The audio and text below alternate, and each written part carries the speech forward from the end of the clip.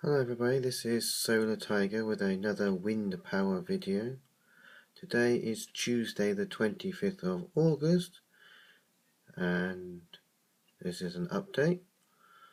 So if I point you out of the window, the first thing you can see is I have moved the wind turbine. Now if you have watched my previous videos, you'll remember that the wind turbine was at the bottom of the garden and it was lashed to the concrete washing line pole. I'll just zoom in. It was attached to this pole, but if I zoom out a bit now, you'll see that the tree that was next to it in the neighbour's garden, the apple tree, was growing a bit bigger, and the turbine was effectively next to a tree. And that's not good for a wind turbine. So I have moved the wind turbine. Now I've moved the wind turbine to here. It's now attached to the solar panel stand, and my thinking behind this is that it is now away from the tree. There's about more than 10 feet between the wind turbine and the tree, so I thought that it would work better in a free space away from the tree. So I have attached the pole to the solar panel stand. Let me just zoom in.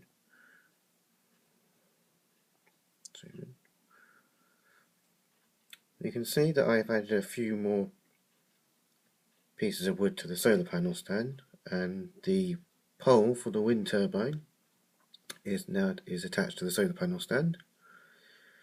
I have used steel U-bolts that go through the pieces of wood, and the pole is now bolted to the solar panel stand.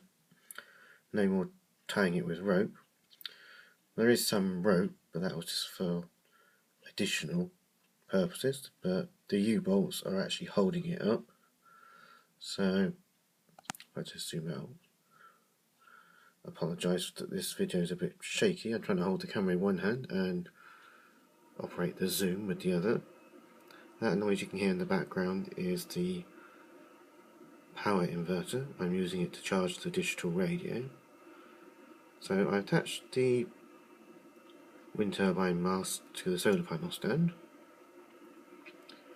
and the solar panel stand is fairly heavy, but I was a little worried that it might tip over sideways. So on one side I've attached a rope to the grid that the shed's standing on, and where I attached it to the grid there's a flower pot with bricks and concrete in to help weigh it down. My main worry was it tipping in this direction over towards the neighbours, so that's why I've done that. So anyway, the stand is pretty heavy, and I've had some wind today. The maximum I've had out of the wind turbine today was 20.1 watts. It's not been very windy. It blows occasionally, now and again. So, and we have produced 0.415 amp hours and 1.9 watt hours. It hasn't been very windy though, so that's so when the wind blows more, I think that the turbine will perform better because it's now away from nearby obstructions, i.e. the tree. So we will see how it goes. This turbine is a Rutland 913. The blades are approximately 3 feet from tip to tip.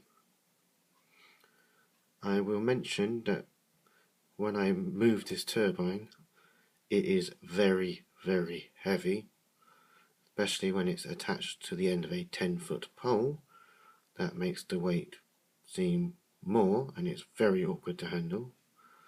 So that's that. It took 2 people to put it up there. I am going to tidy up the wiring later, as I needed more wire to reach the bottom of the garden than I do to reach the solar panel stand, so I'll have to neaten that up a bit. So that's outside. It's not very windy, so we haven't produced much power. On the solar panel front, we have produced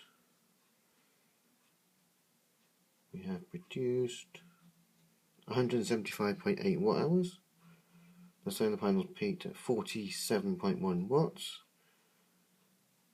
and peak current of 1.34 amps. As you can see, it's not particularly sunny either. It's very overcast and cloudy. So if we come back inside, you'll see that I have reinstalled the Wind charge controller. The conclusion of my experiment without the controller was that it didn't make much difference, so I put the controller back since I spent good money on it, so I thought I'd put it back. So I wired that back up at the weekend. So that's that. So that is an update on the wind power system.